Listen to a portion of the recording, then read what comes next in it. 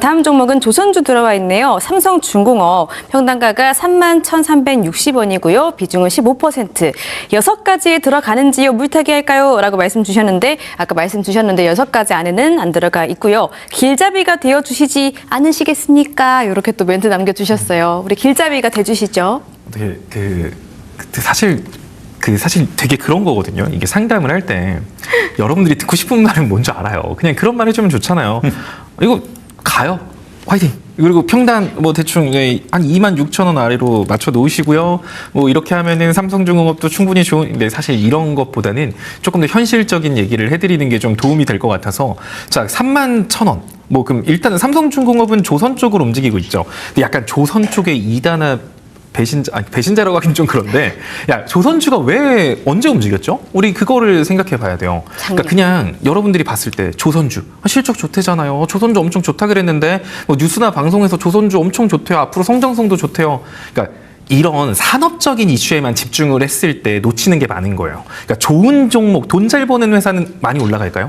여러분들은 가치가 좋은 회사는 올라가요 라고 느끼겠지만 아니에요. 주식시장에서는 좋은 회사가 좋은 환경, 그러니까 움직일 수 있는 환경을 만났을 때 날개를 다는 거지 아무리 좋아봐야 걔가 움직일 수 없는 시장 분위기나 시장이 주목하는 방향성과 환경이 다르면 걔네들은 올라갈 수가 없어요. 그래서 여러분들이 자꾸 산업 가치만 뜯고 파면서 이 회사는 정말 좋은 회사야 라고 해도 그 산업이 주목받지 못하는 시장에서 못 간다는 거죠. 그럼 조선주는 언제 움직였는지 생각을 해보면 한참 조방원 얘기 나오고 막 그 조선주들 막 움직였을 때 생각하면 상호간세 때가 약간 피크였거든요. 그러니까 상호간세 때 어떤 일이 있었죠? 트럼프가 미쳤구나 드디어 막 이것저것 관세 품목 매긴다는데 트럼프가 한국의 조선업은 협력한다 이런 얘기 나오니까 야 상호관세에서 자유롭네. 아 근데 실적도 좋네. 미쳤다. 상호관세에서 자유롭고 앞으로 기술주들 되게 침체될 것 같은데 조선주는 살아날 거야. 즉 시장의 기술주들이 약세고 시장이 위험하다고 판단하고 실적에 대한 그러니까 뭐 기술주들의 성장이 좀 둔화될 것 같고 이런 불안한 시장 속에서 조선주가 빛났던 거예요.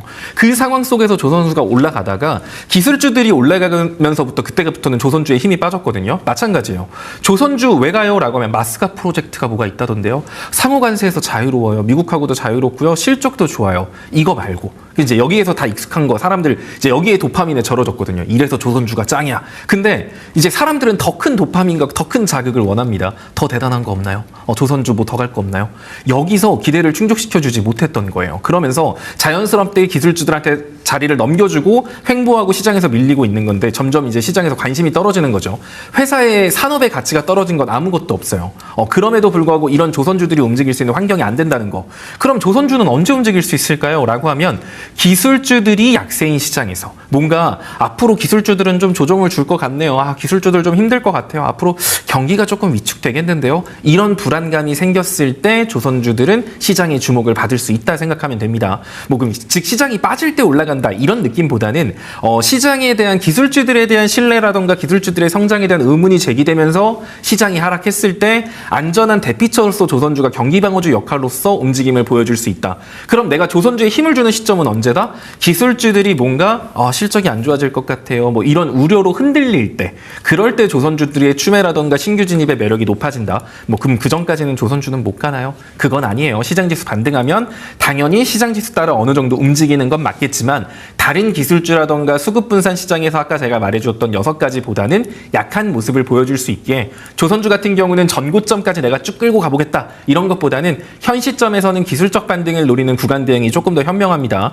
제가 얘가 왜 조선주의 2단아 약간 배신자라고 말을 했냐면 보통 조선주는 이런 걸로 움직였는데 치사하게 삼성중공업 혼자서 이 박스권 상단을 뚫었을 때 이슈가 하나 있었어요. 해상에다 데이터 센터를 짓는다고. 그러니까 조선주인데 갑자기 데이터 센터에 한 달이 딱 겹다리를 거쳤거든요. 자, 그렇기 때문에 따지고 보면 얘도 데이터 센터, AI 인프라에 속하는 이슈에도 반응을 할 수 있다라는 끼는 가지고 있긴 해요. 그러니까 다른 조선주보다 끼는 조금 더 있는 건 맞지만 어쨌든 뭐 조선주 쪽의 색이 더 짙은 종목이기 때문에 뭐 해상 데이터 센터 이거 하나 이슈 보고 그냥 나는 쭉 끌고 간다라는 느낌은 좋지 않다. 그리고 지금 비중 자체도 15%인데 그럼 내가 얘를 추가 매수해서 평단을 낮춘다? 그럼 비중 몇 프로까지 올려야 될까요? 추가 매수는 최소한 1배수는 하는 게 맞거든요. 그럼 내가 15%니까 1배수 하면 30%예요, 비중.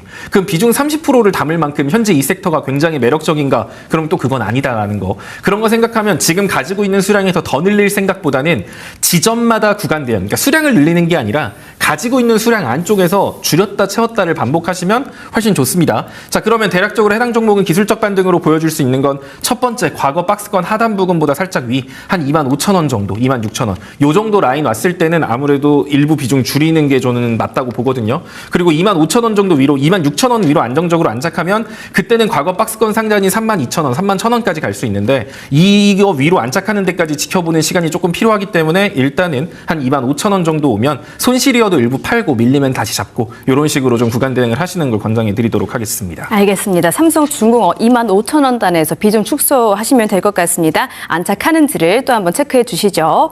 이 종목이 마지막이 될 것 같아요. SK텔레콤 가보겠습니다. 127,000원이 평단가시고요. 비중 20%. 우리 테디님 답변해 주세요. 127,000원의 SK텔레콤 어떻게 보실까요? 자, 이 SK텔레콤이라는 사실 종목보다는 사실 저희의 뭐 이런 게 그동안의 이야기를 들었거나 뭐 한박 웃음을 지으시는데. 사실 127,000원? 당장 곤장을 가지고 와가지고 일단 매우 철하라고 할 수 있는 웃으면서 말씀하시니까 무서워요. 추격 매수 절대로 이런 추격 매수를 한다. 추격 매수 할 수 있어요. 좋아요. 단기 트레이딩 관점, 뭐 이게 내가 빠르게 수익을 보겠다, 뭐 이런 관점에서 뭐 충분히 할 수 있는 경우입니다. 근데 이런 추격 매수를 하거나 이런 단기적인 이렇게 단타로서 이렇게 내가 그냥 거래량이 붙는 쪽에 얼른 붙어가지고 내가 빠르게 수익을 보고 나오겠다. 빠르게 수익을 보고 나올 그 각오를 한다면 반대로 내가 그 빠르게 수익을 잃을 수도 있다는 각오를 좀 하셔야 된다는 거. 이 점은 항상 기억을 해야 됩니다. 내가 수익을 볼 수 있는 양은 내가 손실 볼 수 있는 양과도 동일하다라고 이렇게 생각을 좀 하셔야 돼요. 나는 추격 매수를 해서 나는 내가 선택한 거 그래도 계속 가겠지. 아니면 뭐 누가 좋댔어. 누가 계속 간댔어. 이런 것들은 사실 내가 가진 기준이 아니라 누군가가 말한 기준이잖아요. 그 남의 말에 그렇게 휘둘린다? 그냥 믿고 간다. 도대체 뭘 믿고? 어떤 부분을 믿고 이런 것들은 좀 이렇게 일단 기본적으로는 좀 투자 그 마인드 자체에서 조금은 이렇게 어느 정도 좀 개조를 좀 하시면 좋을 것 같아요. 그래도 다행인 것은 이런 투자를 하시는 분들이 비중을 정말 많이 그냥 한 번에 다 때려 넣는 경우들이 많은데 그래도 20%라는 것은 조금은 걱정은 하셨던 것 같아요. 그래서 뭐 어느 정도 대응만 한다면 뭐 크게 어려움 없이라고는 표현 좀 어려울 것 같은데 그래도 주식의 꽃은 대응이라고 합니다. 대응한다면 어떻게든 이렇게 해나갈 수 있다는 점 이렇게 먼저 기억하시고요. 이 SK텔레콤 같은 경우는 지금 뭐 각 그룹에서 이제 어떤 회사, 뭐 LG그룹에서 같은 경우는 뭐 LG CNS가 뭐 AI나 뭐 피지컬 AI를 뭐 더 담당하고 있다. 뭐 이런 식으로 이렇게 각각의 담당하는 이제 그 그룹사들인데 SK텔레콤 같은 경우 그냥 단순히 뭐 이제는 통신회사가 아니라 SK그룹에서 AI, 피지컬 AI까지 이렇게 담당하는 회사라고 보시면 됩니다. 그리고 또 하나 그 데이터 센터까지도 어떻게 보면 그 총괄하는 회사로 이제 지금 운영이 되고 있어요. 그래서 SK텔레콤 같은 경우 지금 시장에 아까 오늘 초반부터 계속 말씀드리죠. 데이터 센터 이슈가 다시 한번 이렇게 계속해서 수면 위로 올라오면은 다시 한번 이렇게 움직임을 보여줄 수 있는 회사다. 그런 측면에서는 어쨌든 나에게 기회는 충분히 올 수 있다. 다만 이 기회는 가만히 있으면 잡을 수 없고 어느 정도 이제 좀 터치는 좀 하셔야 돼요. 일단 SK텔레콤을 이렇게 터치를 한다고 한다면 그 기준은 아무래도 이 60선이 될 것 같습니다. 이 SK텔레콤 상승 흐름을 보여줄 때 뭐 크게 닿지도 않았지만 이 60선을 이렇게 이탈하지는 않는 모습을 보이다가 60선을 이탈한 이후부터는 60선에 이렇게 돌파를 했다고 해도 안착을 이렇게 쉽게 하지 못하고 이게 60선에 계속 밀리는 모습들이 나타나고 있기 때문에 이 SK텔레콤 같은 경우 60선인 한 93,000원 정도 이 위로 올라간 안착을 하는 것을 보고 나서 손을 좀 대시는 걸 권장을 드릴게요. 그 아래에서 놀고 있다면 사실 아직은 좀 손을 대기가 좀 애매한 시기다라고 생각을 하시고 93,000원 위로 올라섰을 때 평단을 좀 조절해서 11만 원 이하로만 평단을 조절하신다면 뭐 충분히 나올 수 있는 종목이니까 너무 걱정하지 마시고 평단을 11만 원 정도까지만 조절하시면 괜찮을 것 같습니다. 알겠습니다. 11만 원 이하로 평단가 조절해 보시고요. 93,000원을 안착하는지를 확인해 보시면 좋을 것 같습니다. SK텔레콤까지 들어봤습니다.